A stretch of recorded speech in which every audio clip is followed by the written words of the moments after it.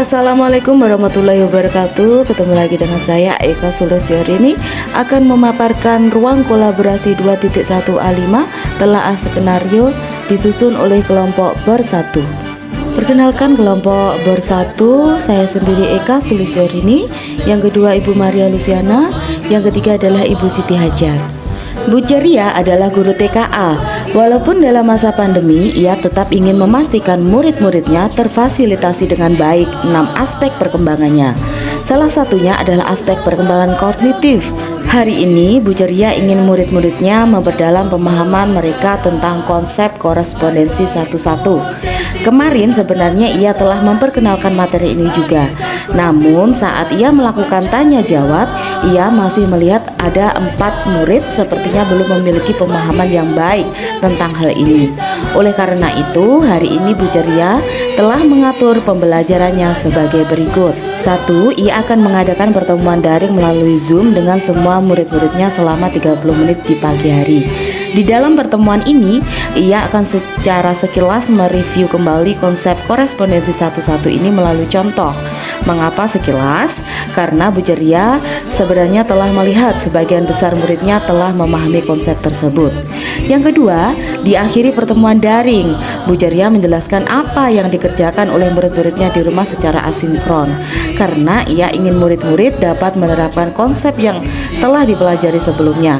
Maka instruksi yang ia berikan tersebut adalah meminta murid-muridnya untuk mencari benda sebanyak yang ia instruksikan dan kemudian menggambarnya. Misalnya 5 sendok rumah, 7 lembar daun kering di luar rumah, 8 batu kerikil di sekitar rumah, 10 buah tutup botol di dapur, dan sebagainya.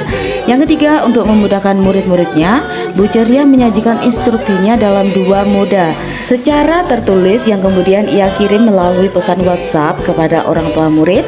Yang kedua dengan cara audio yang ia kirim dengan juga melalui pesan suara di WhatsApp.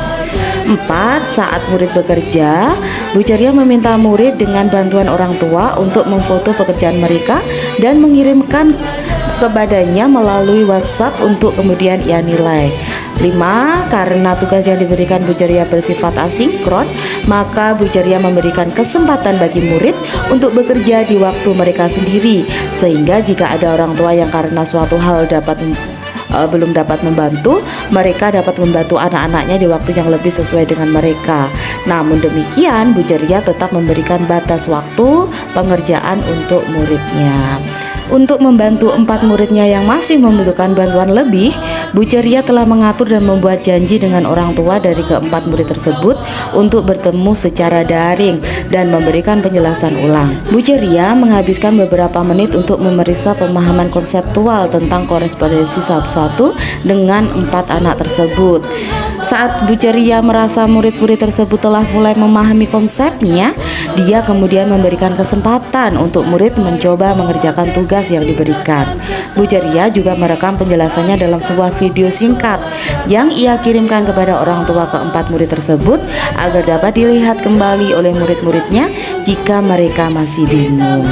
Kebutuhan belajar yang dipenuhi yaitu kesiapan belajar siswa, yaitu saat ia melakukan tanya jawab singkat, ia masih melihat 4 orang murid sepertinya belum memiliki pemahaman yang baik tentang korespondensi satu-satu.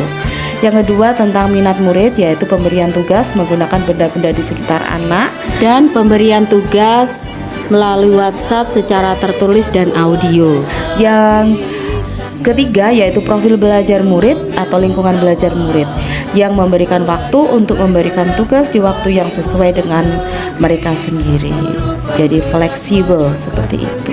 Pertanyaan yang kedua adalah cara menentukan kebutuhan belajar murid, yaitu melalui tanya jawab. Ibu Ceria melakukan tanya jawab singkat dan ia masih melihat ada 4 muridnya belum memiliki pemahaman yang baik tentang materi yang akan dipelajari. Pertanyaan ketiga, strategi pembelajaran berdiferensiasi. Pemberian instruksi melalui WhatsApp secara tertulis dan audio. Yang kedua, merekam penjelasan berupa video singkat selain penjelasan melalui Zoom untuk siswa yang masih bingung. Ada 4 murid ya tadi yang masih bingung. Yang ketiga yaitu memberikan waktu pengerjaan tugas yang fleksibel sesuai dengan waktu yang dimiliki oleh orang tua, tetapi diberi batas waktu.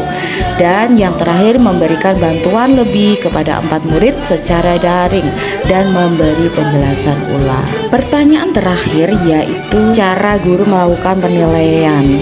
Cara Bu Ceria melakukan penilaian yaitu menggunakan tes formatif dengan cara menilai hasil belajar berupa foto yang dikirim lewat WhatsApp. Demikian yang dapat saya sampaikan. Jika ada salah kata saya mohon maaf. Wassalamualaikum warahmatullahi wabarakatuh.